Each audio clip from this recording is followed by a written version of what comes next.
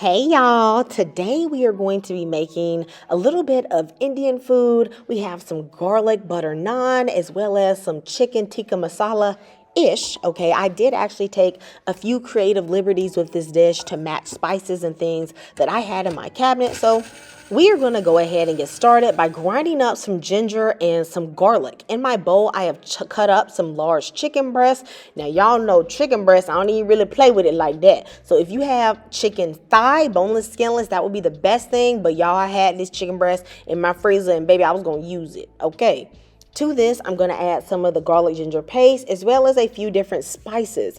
I'm going to list them down below, but if you don't have them all, just make what you have work. I feel like at minimum, you do need some curry powder and some garam masala if you can find it. And you can just make this dish work for you. Okay, we're doing a little takeout at home. And you know what? At the end of the day, it's still going to taste good because that yogurt is going to tenderize that chicken and get in there, and that garlic and that ginger is going to add a lot of flavor. I just let this sit at room temperature for about 30 minutes. And then while this is sitting, I'm going to go ahead and start on my sauce. I actually like to let the tomato base cook for quite a while to get that good flavor. But at the same time, I've also just done this in about 30 minutes. So you do whatever works for you. Into some melted ghee, I'm going to add some clove, a little bit of cumin, a cinnamon stick, and a cardamom pod. If you don't have all of these, just use whatever you can get your hands on. I'm going to toast them until they're nice and aromatic. This actually flavors the oil and adds another dimension of flavor to curry dishes. I'm then going to add in some bay leaves, and I'm going to begin to caramelize my onions. I want to cook these on medium heat, stirring them constantly until they start to get a nice golden brown. And that's going to take a good 10 minutes. Then I'm going to put in what's left of that garlic and ginger paste, and I'm going to saute that for about 1 minute until it's nice and aromatic. The chicken tikka masala is built on a tomato gravy. I actually only had 16 ounces of tomato sauce.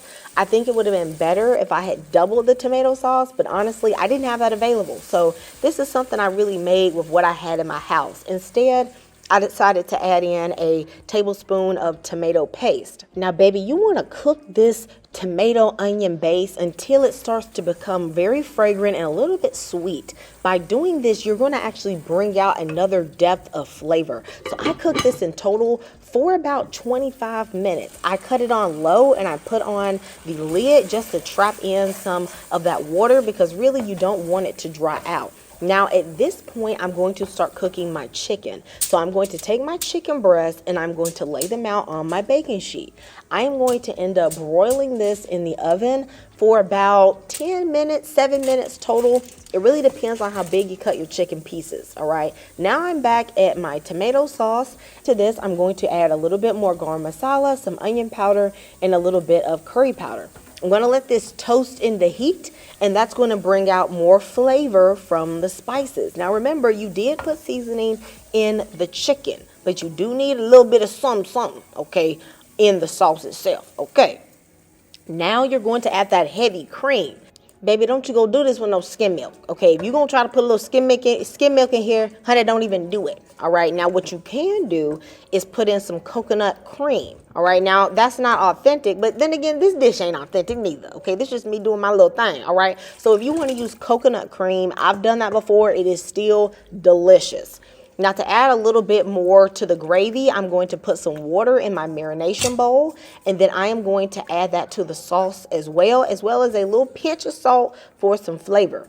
At this point, my chicken has started to get nice and brown, and you do want that color on it because you want to start to cook that garlic and onion.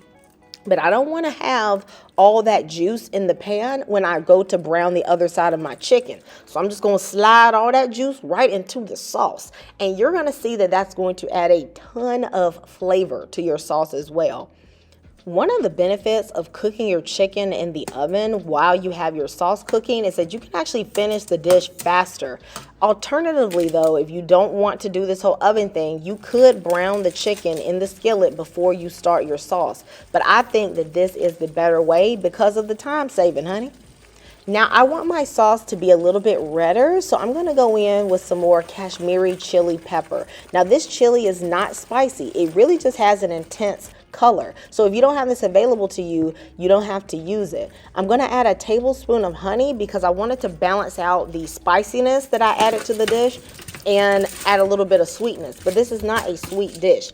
Now, I don't know about y'all, okay? But when I have a curry, to be honest with you, I'm more into the chicken. Like, I want the meat, okay?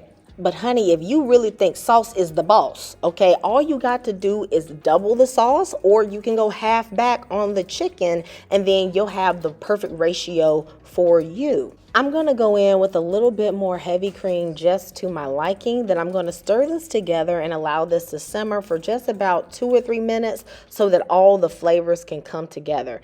Because of how rich this dish is, this is actually not something I can eat a lot of at one time, but let me know, what serving size are you going to eat of this delicious chicken tikka masala inspired curry? Are you ready for this instant naan recipe? Most naan recipes are going to require you to rise the dough for a few hours and have all these steps, but today we're doing a quick version. Into a bowl, I'm adding some milk, some oil, a little bit of sugar, salt, and baking powder. I'm going to mix this together until the sugar is nice and dissolved, okay, because you want it to evenly distribute through your naan.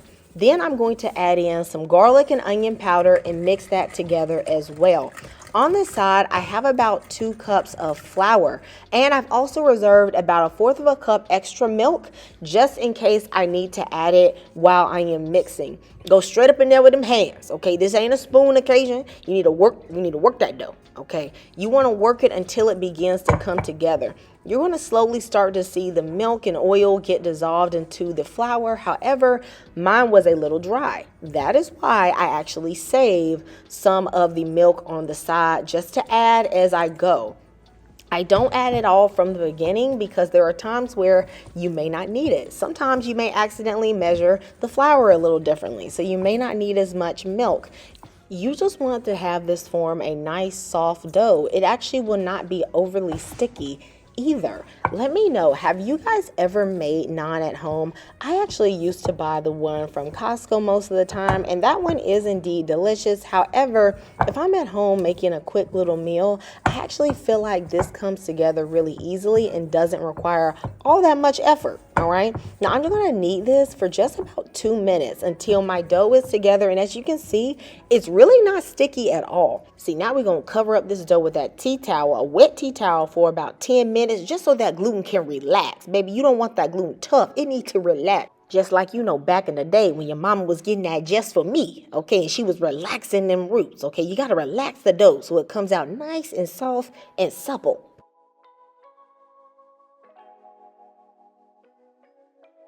You can divide your naan into whatever sizes that you like.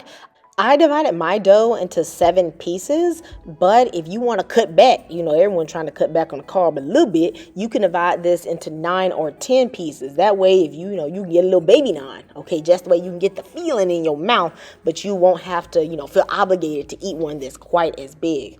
I'm going to smooth these out with the palm of my hand. That is going to make them easier to roll out. I'm going to dust them with a little bit of flour. Then I'm going to cover them with my tea towel again and just allow them to rest for about 5 minutes. You just want to let that gluten relax so that your naan does indeed come out soft.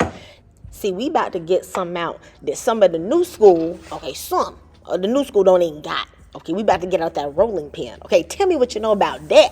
Okay, if you ain't making no bread at home, you don't know about no rolling pin. Okay, see, but I got me one. All right, now I had her for a long time. Okay, she been rocking with me for a minute. Let me know, do you got one down in the comments? Okay, who in the new school they got a rolling pin in their house? Okay, you ain't got to go buy one for this recipe.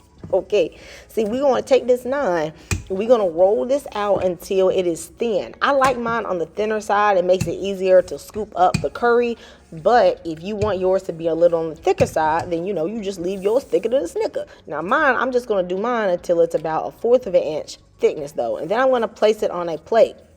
While I've been rolling this out, I have been heating a carbon steel skillet on medium-low heat. I know it's smoking, but my eye is actually not very high. You're going to see that the naan will actually brown up and start to puff up pretty quickly. All right, you want that to happen. Naan tends to have some of those little brown bits on the bottom. That is normal. Once I have let mine sit for about 30 to 45 seconds, I'm going to add a little bit more ghee, and then I am going to flip it onto the other side. I'm going to let it cook on that side for about 30 or so seconds. You'll be able to pretty much judge when it is done.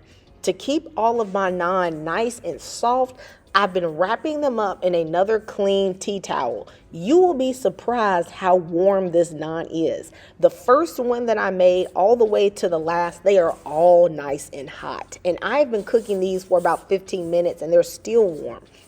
To give it that extra flavor, I'm going to brush this with a mixture of butter, cilantro, and chopped garlic. I want it to have that extra delicious flavor. And y'all, can y'all see how nice and soft this is? Now, I was eating one. Okay, I was indeed eating one. So I'm going to just show y'all. I'm going to show y'all how tender this bread is. You could even use this as a little wrap if you wanted to. I felt like they tasted good for about 2 days. I put them in a Ziploc bag and I just stored them at room temperature, any of the leftovers. Let me know if you're going to make this recipe. You guys know I love you and Jesus loves you. God bless you for supporting this channel, and goodbye.